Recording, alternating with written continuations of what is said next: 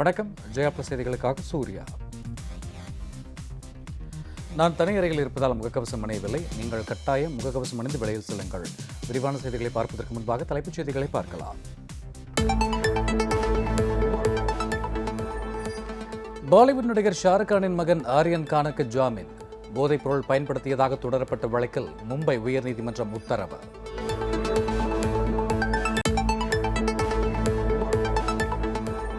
மத வழிபாட்டு தலங்களின் விதிமீறல்கள் குறித்து உரிய நடவடிக்கை எடுக்க வேண்டும். தமிழக அரசுக்கு சென்னை உயர்நீதிமன்றம் உத்தரவு.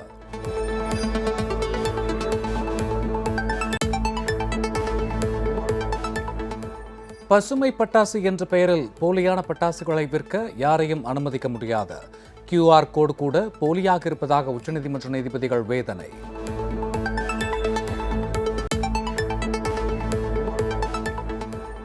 முல்லை பெரியாறு அணையின் நீர்மட்டத்தை 139.5 அடியாக வைக்க உச்சநீதிமன்றம் உத்தரவு. வரும் நவம்பர் 11ஆம் தேதி வரை அணையின் நீர்மட்டம் இதே நிலையில் நீடிக்க வேண்டும் என்றும் ஆணை.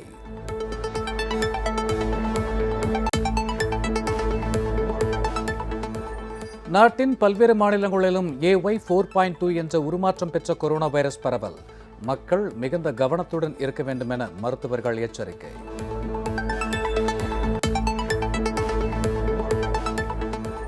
நீட் இளநிலை மருத்துவ படிப்புக்கான நுழைவுத் தேர்வு முடிவுகளை வெளியிட தடையில்லை. மும்பை உயர்நீதிமன்ற தீர்ப்பிற்கு இடைக்கால தடை விதித்தது உச்சநீதிமன்றம்.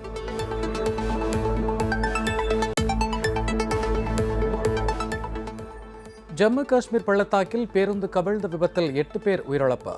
காயமடைந்த 12 பேருக்கு மருத்துவமனையில் தீவிர சிகிச்சை.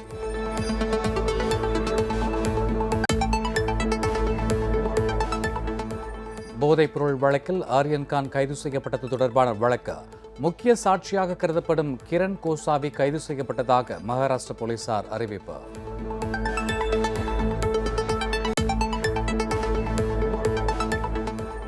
புரட்சி தாய் சின்னம்மா பற்றி OPS தெரிவித்த கருத்தில் எந்த தவறும் இல்லை என முன்னாள் அமைச்சர் செல்லூர் ராஜு தகவல். புரட்சி தாயுடன் அனைவரும் ஓரணியில் பயணிக்க வேண்டும் என அதிமுக முன்னாள் நிர்வாகி புகழேந்தி வேண்டுகோள்.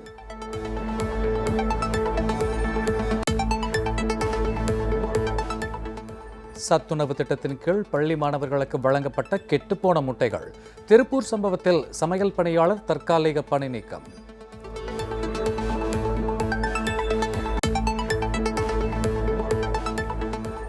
பசும்பொன் முத்துராமலிங்க தேவர் திருமகனாரின் குரு பூஜை விழா. பால் குடம் எடுத்தும் முடி காணிக்கை செலுத்தியும் பொங்கல் வைத்தும் பொதுமக்கள் வழிபாடு.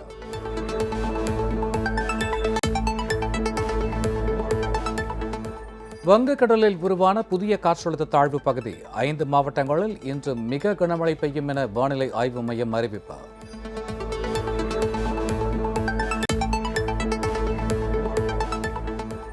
அறங்காவலர்களை நியமிக்கும் வரை கோவில் நகைகளை உருக்குவது தொடர்பாக எந்த முடிவும் எடுக்கக்கூடாது. தமிழக அரசுக்கு சென்னை உயர்நீதிமன்றம் உத்தரவு.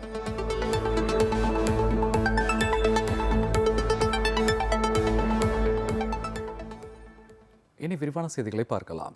முல்லை பெரியாறு அணை நீர்மட்டத்தை வரும் நவம்பர் 11ஆம் தேதி வரை 139.5 அடியாக நீடிக்க உச்சநீதிமன்றம் உத்தரவிட்டுள்ளது. முல்லை பெரியாறு விவகாரத்தில் கேரள அரசு சார்பில் உச்சநீதிமன்றத்தில் இன்று எழுத்துப்பூர்வ விவரங்கள் தாக்கல் செய்யப்பட்டன. அதில் கேரளாவில் அண்மையில் பெய்த மழை மற்றும் வெள்ளக்காலங்களில் முல்லை பெரியாறு அணையின் நீர்மட்டம் 50 மணி நேரங்களுக்கு மேலாக 142 அடியை தாண்டி இருந்துள்ளதாகவும் இது மிகவும் அபாயகரமானதாகும் என்றும் தெரிவிக்கப்பட்டது.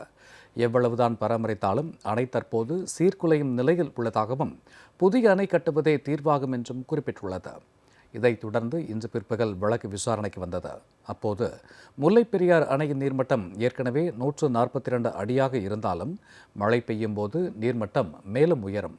அது பாதிப்பை ஏற்படுத்தும் என்றும் கேரள வழக்கறிஞர் தெரிவித்தார். தமிழகத்தின் நிலைப்பாட்டை கண்காணிப்பு குழு ஏற்றுக்கொண்டதாகவும் தங்களது நிலைப்பாட்டை ஏற்கவில்லை என்றும் கேரளா தரப்பில் தெரிவிக்கப்பட்டது. எனவே முல்லை பெரியாறு அணையின் நீர்மட்டத்தை 139.5 அடியாக வைக்க வேண்டும் என்றும் நவம்பர் 10ஆம் தேதிக்கு பின்னரும் அதை தொடர உத்தரவிட வேண்டும் என்றும் கேரளா தரப்பில் வலியுறுத்தப்பட்டது. இதையடுத்து முல்லை பெரியாறு அணை நீர்மட்டத்தை வரும் நவம்பர் 11ஆம் தேதி வரை 139.5 அடியாக நீடிக்க உச்சநீதிமன்றம் உத்தரவிட்டுள்ளது.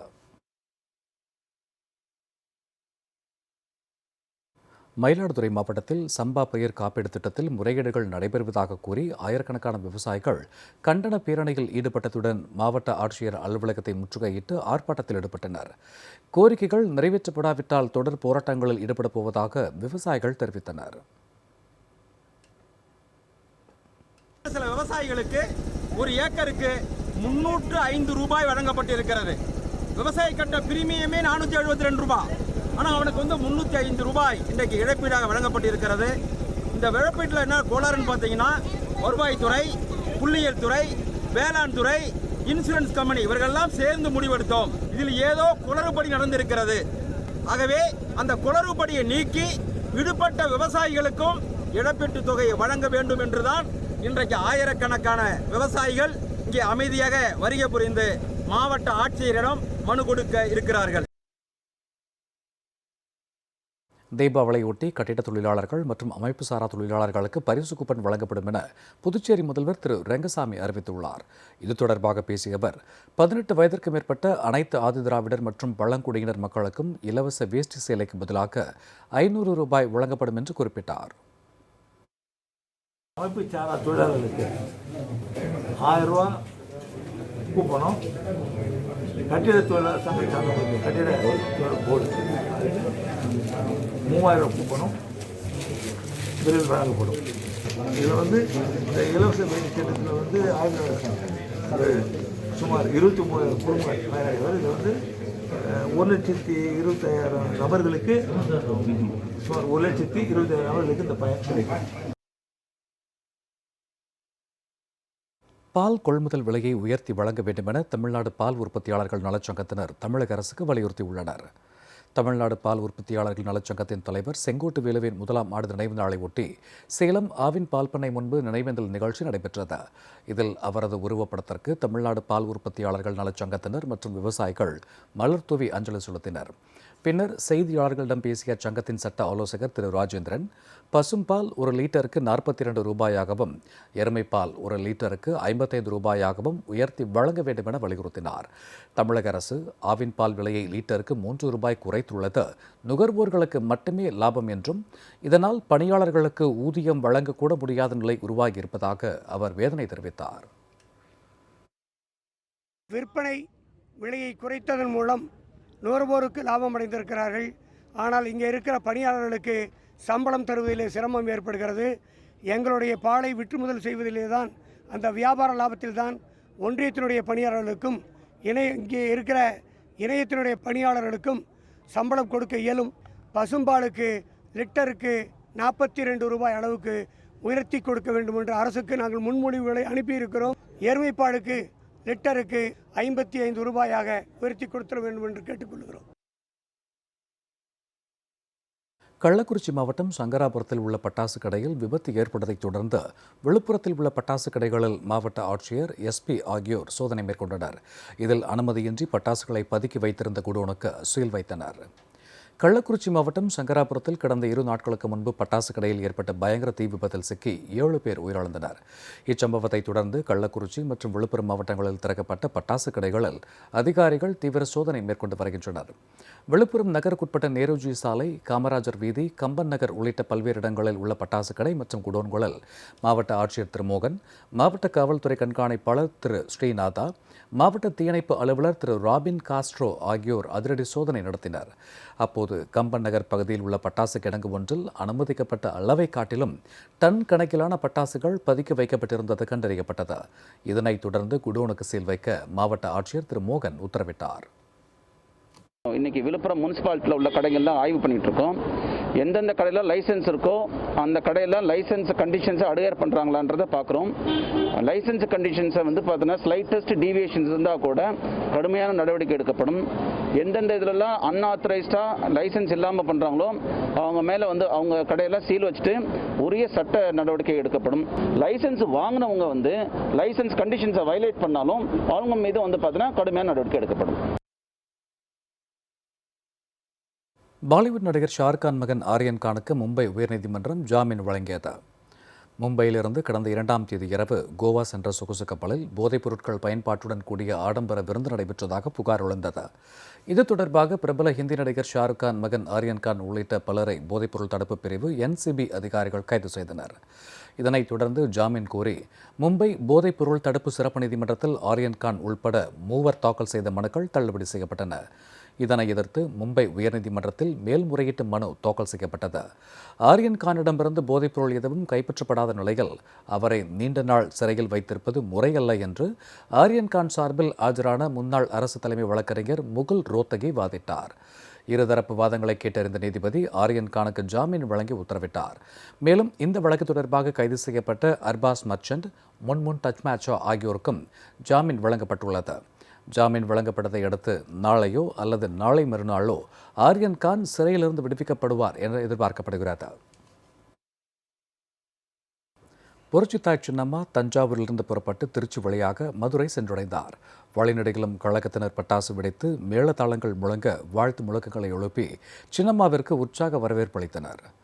ராமநாதபுரம் மாவட்டம் பசும்பொன்னில் நாளை நடைபெறும் தேவர் திருமகனார் குருபூஜை விழாவில் பங்கேற்பதற்காக புரட்சித்தாய் சின்னம்மா தஞ்சையிலிருந்து திருச்சி வழியாக மதுரைக்கு புறப்பட்டார். திருச்சி மாவட்டம் துவாக்குடி டோல்கேட் அருகே கழக தொண்டர்கள் பட்டாசு வெடித்தும் புகைப்படத்தை அளித்தும் சின்னம்மாவிற்கு வரவேற்பு அளித்தனர்.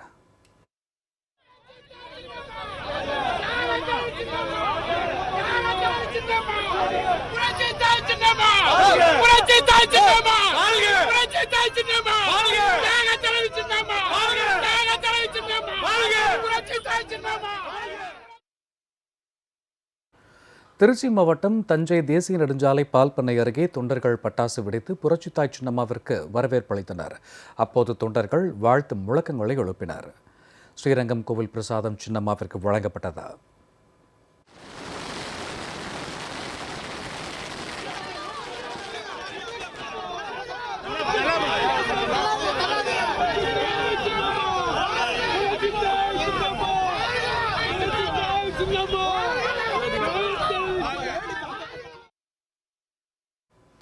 திருச்சி மாவட்டம் துவரங்குறிச்சி அருகே கழக தொண்டர்கள் பட்டாசு வெடித்தும் மேளதாளம் முழங்க மலர் தூவியும் புரட்சித்தாய் சின்னம்மாவை வரவேற்றனர்.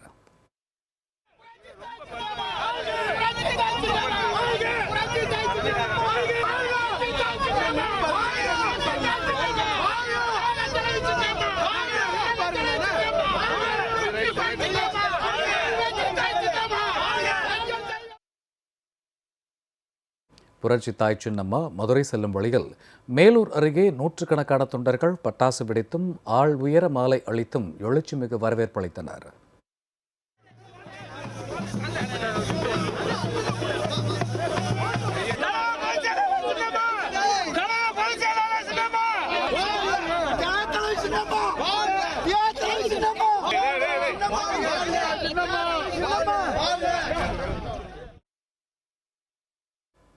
மதுரை செல்லும் வழியில் கருங்காலங்குடி அருகே கழக தொண்டர் தனது குடும்பத்தினருடன் சின்னம்மாவை சந்தித்து வாழ்த்து பெற்றார்.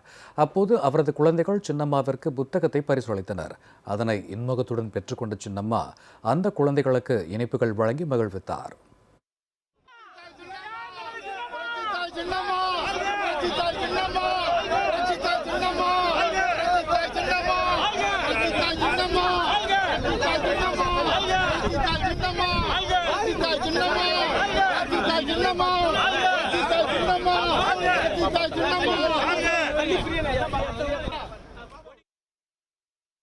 இதைத் தொடர்ந்து மதுரை மாநகருக்கு வருகை தந்து புரட்சித்தாய் சின்னம்மாவிற்கு அழகர் கோவில் சாலையில் கழகத்தினர் மேளதாளம் முழங்க உற்சாக வரவேற்பு அளித்தனர். மதுரை கள்ளந்திரியைச் சேர்ந்த அஇஅதிமுக தொண்டர் குரல் அரசன் அபிநயா தம்பதியின் குழந்தைக்கு மகள் சோழன் என பெயர் சூட்டினார். இதனைத் தொடர்ந்து ஏராளமான கழகத்தினர் சின்னம்மாவிற்கு பூங்கொத்துகளும் புத்தகங்களும் வழங்கி எழுச்சிமிகு வரவேற்பு அளித்தனர். மதுரை சொக்கநாதர் கோவில் பிரசாதம் சின்னம்மாவிற்கு வழங்கப்பட்டது. புரட்சித்தாய் சின்னம்மாவிற்கு மதுரை மீனாட்சி அம்மன் கோவில் சார்பில் சிவாச்சாரியார்கள் பூரணகும்ப மரியாதை அளித்து வரவேற்றனர்.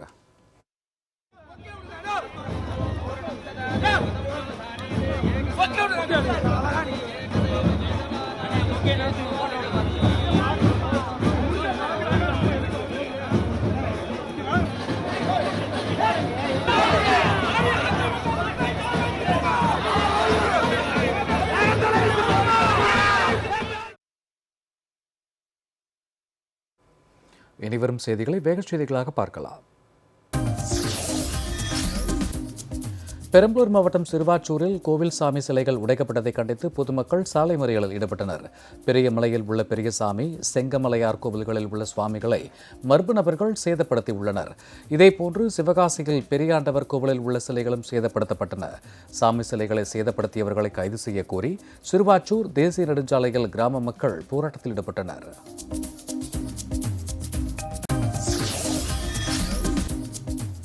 பெகாசஸ் மத்திய அரசால் கையகப்படுத்தப்பட்டது என்பதே உச்சநீதிமன்ற உத்தரவின் முதன்மை அடிப்படை என முன்னாள் நிதியமைச்சர் திரு ப. சிதம்பரம் புகார் கூறியுள்ளார். இதுகுறித்து ட்விட்டரில் அவர் வெளியிட்ட பதிவில், இந்திய குடிமக்களுக்கு எதிராக பெகாசஸ் பயன்படுத்தப்பட்டது என்பது உத்தரவின் 2ஆம் அடிப்படை என்றும் அவர் குறிப்பிட்டுள்ளார். பெகாசஸ் விவகாரத்தில் உச்சநீதிமன்றத்தின் உத்தரவு அரசின் பல சட்ட மீறல்களை வெளிக்கொண்டு வரும் என உறுதியாக நம்புவதாக அவர் குறிப்பிட்டார்.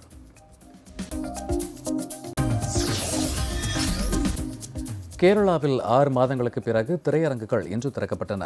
கொரோனா பரவல் குறைந்ததை அடுத்து புதிய தளர்வுகளை அறிவித்துள்ள கேரள அரசு 50% இருக்கைகளுடன் கூடிய திரையரங்குகள் திறக்க அனுமதி வழங்கப்பட்டுள்ளது.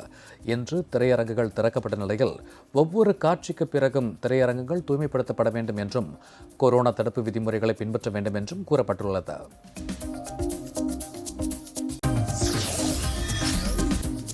மதுரையில் தொடர் திருட்டு, வழிப்பறி நிகழ்வுகளில் ஈடுபட்டு வந்த கும்பலை போலீசார் கைது செய்தனர்.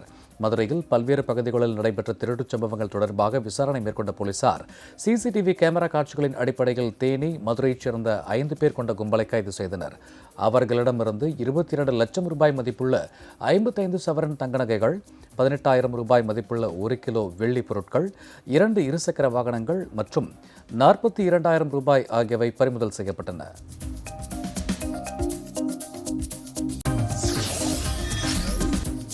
கோவையில் மனநலம் பாதிக்கப்பட்ட நபர் தாக்கியதில் காவலர் ஒருவர் படுகாயமடைந்தார். ராமநாதபுரம் GH காலனியில் இளைஞர் ஒருவர் கையில் கத்தியுடன் சுற்றித் திரிந்துள்ளார்.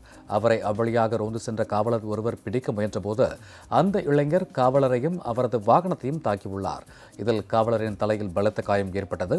பொதுமக்கள் உதவியுடன் அந்த நபரை காவலர்கள் பிடித்தனர். விசாரணையில் அந்த இளைஞனின் பெயர் தீபக் என்றும் மனநலம் பாதிக்கப்பட்டவர் என்பதும் தெரியவந்தது.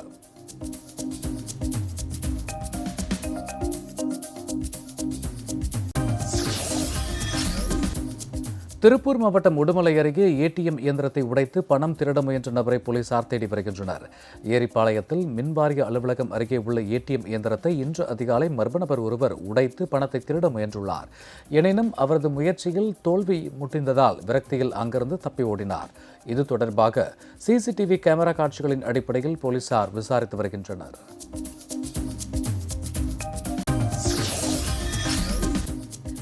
ஈரோட்டில் செயல்பட்டு வரும் மயில் ஆனந்தம் என்பவருக்கு சொந்தமான SKM நிறுவனத்தில் 2ஆம் நாளாக வருமான வரித்துறை அதிகாரிகள் சோதனை நடத்தி வருகின்றனர்.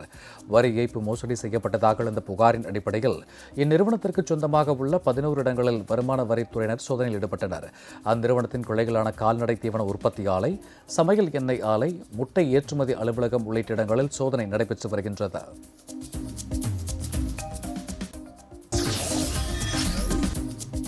தொடர் மழையால் கர்நாடக அணைகள் வேகமாக நிரம்பி வரும் சூழ்நிலையில் தமிழகத்திற்கு தண்ணீர் திறந்துவிடப்படும் நீரின் அளவு அதிகரித்துள்ளது. தமிழக எல்லையான பிலிகுண்டுலுவிற்கு நீர்வரத்து வினாடிக்கு 32,000 கனஅடியாக அதிகரித்துள்ளது. இதனால் மேட்டூர் அணை நீர்மட்டம் 107.18 அடியாக உயர்ந்தது. அணையின் நீரிருப்பு 74.46 TMCயாக உள்ளது. அணைக்கு வினாடிக்கு 32,982 கனஅடி நீர் வந்து கொண்டிருக்கிறது. டெல்டா பாசனத்திற்காக வினாடிக்கு 100 கனஅடி தண்ணீரும், கிழக்கு மேற்கு கால்வாய்களில் பாசனத்திற்காக வினாடிக்கு 300 கனஅடி தண்ணீரும் திறந்துவிடப்பட்டுள்ளது.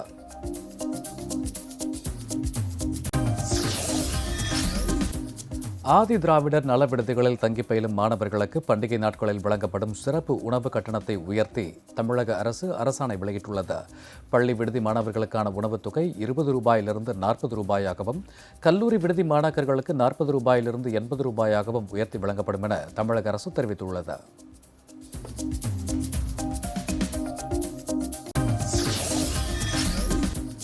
அமராவதி ஆற்றில் சட்டவிரோதமாக கிணறுகள் அமைத்து தண்ணீர் திருடப்படுவதை தடுக்க கோரிய வழக்கில் சட்டவிரோதமாக அமைக்கப்பட்ட கிணற்றை அகற்ற உரிய நடவடிக்கை எடுக்க மண்மங்கலம் மற்றும் கரூர் மாவட்ட வட்டாட்சியர்களுக்கு உயர்நீதிமன்ற மதுரை கிளை உத்தரவிட்டுள்ளது. இதுகுறித்து கரூர் மாவட்டத்தைச் சேர்ந்த குணசேகரன் என்பவர் தாக்கல் செய்த மனுவை விசாரித்த நீதிபதிகள் துரைசுவாமி, முரளிசங்கர் அமர்வு சட்டவிரோத கிணற்றை அகற்ற நடவடிக்கை எடுக்க உத்தரவிட்டு வழக்கை நவம்பர் 30ஆம் தேதிக்கு ஒத்திவைத்தனர்.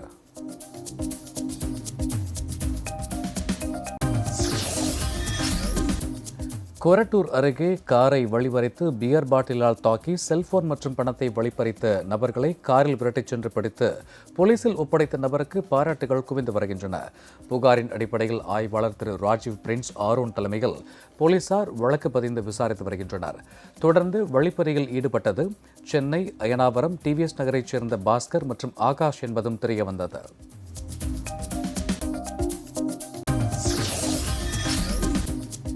நாமக்கல்லில் திருமணமான 8 மாதத்தில் இளம்பெண் மர்மமான முறையில் உயிரிழந்த நிகழ்வு குறித்து போலீசார் வழக்கு பதிந்து விசாரித்து வருகின்றனர். மேலும் சித்துஜாவிற்கு திருமணமாகி 8 மாதங்களே ஆவதால் அவரது மரணத்திற்கான காரணம் குறித்து நாமக்கல் உதவி ஆர்டிஓ மஞ்சுளா விசாரணை நடத்தி வருகிறார். இதையடுத்து பெண்ணின் உடல் வைக்கப்பட்டுள்ள நாமக்கல் அரசு மருத்துவமனையில் போலீசார் பலத்த பாதுகாப்பில் ஈடுபட்டுள்ளனர்.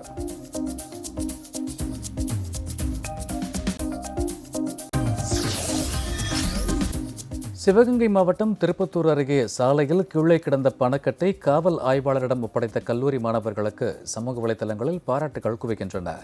கீழச்சீவல்பட்டியைச் சேர்ந்த விக்னேஷ், அஜித்குமார் ஆகியோர் சாலையில் கண்டெடுத்த பணத்தை வடக்கு காவல் ஆய்வாளர் ராஜகுமாரிடம் ஒப்படைத்தனர். கல்லூரி மாணவர்களை பாராட்டிய ஆய்வாளர் இருவருக்கும் பேனா பரிசு அளித்தார்.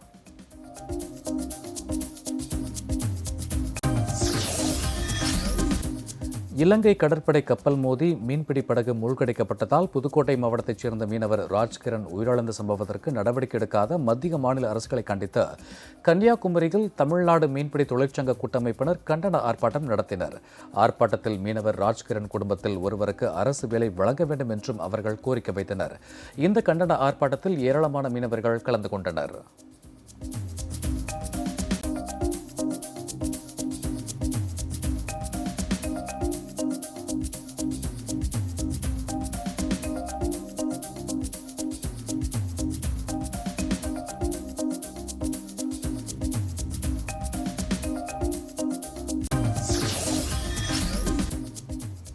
மத வழிபாட்டு தலங்களின் விதிமீறல் மீது உரிய நடவடிக்கை எடுக்கும் வகையில் உரிய சுற்றறிக்கையை வெளியிட வேண்டும் என தமிழக தலைமை செயலாளருக்கு சென்னை உயர்நீதிமன்ற நீதிபதி திரு எஸ்.எம். சுப்பிரமணியம் உத்தரவிட்டுள்ளார். மக்களின் மத உணர்வுகளை காரணம் காட்டி ஆக்கிரமிப்பில் ஈடுபடுவது, அதிக ஒலி எழுப்புவது போன்ற விதிமீறல்களை அரசு தீவிரமாக கருத வேண்டும் என நீதிபதி தெரிவித்தார். மத வழிபாட்டு தலங்களில் ஏற்படுத்தப்படும் இடையூறுகளால் ஒரு மனிதன் நிம்மதியாக உறங்கக்கூட முடியவில்லை. நிம்மதியான வாழ்க்கைக்கான பாதுகாப்பை அரசு நிர்வாகம் உறுதி செய்ய வேண்டும் என்றும் நீதிபதி குறிப்பிட்டார்.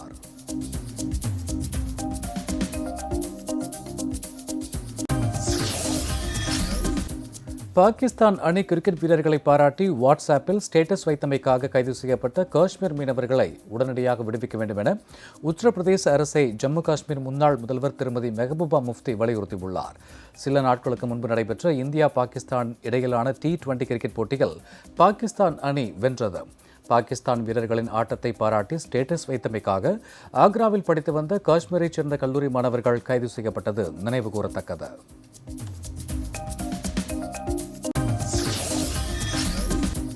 சங்கராபுரத்தில் பட்டாசு குடோனில் ஏற்பட்ட தீ விபத்தில் 7 பேர் பலியான விவகாரம் தொடர்பாக 6 வாரங்களில் விரிவான அறிக்கை அளிக்க கள்ளக்குறிச்சி மாவட்ட ஆட்சியருக்கு தமிழ்நாடு மாநில மனித உரிமைகள் ஆணையம் உத்தரவிட்டுள்ளது. சங்கராபுரத்தைச் சேர்ந்த செல்வ கணபதி என்பவர் தீபாவளி ஒட்டி பட்டாசுகளை வாங்கி குடோனில் வைத்திருந்தார். தீ விபத்து ஏற்பட்டு பட்டாசுகள் வெடித்து சிதறியதில் 7 பேர் உயிரிழந்தனர். 30க்கும் மேற்பட்டோர் காயம் கொண்டனர். இதுகுறித்து நாளிதழ்களில் வெளியான செய்திகளின் அடிப்படையில் தமிழ்நாடு மாநில மனித உரிமை ஆணையம் நிகழ்வு குறித்து 6 வாரங்களில் விரிவான அறிக்கை அளிக்க கள்ளக்குறிச்சி ஆட்சியருக்கு உத்தரவிட்டுள்ளது.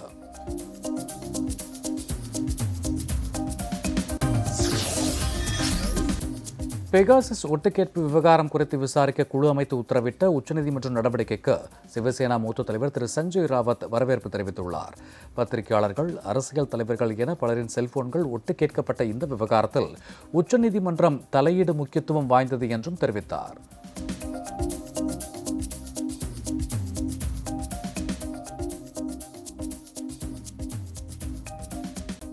தொடர்ந்து இணைந்திருங்கள் ஜெயா செய்தி சேனலுடன்.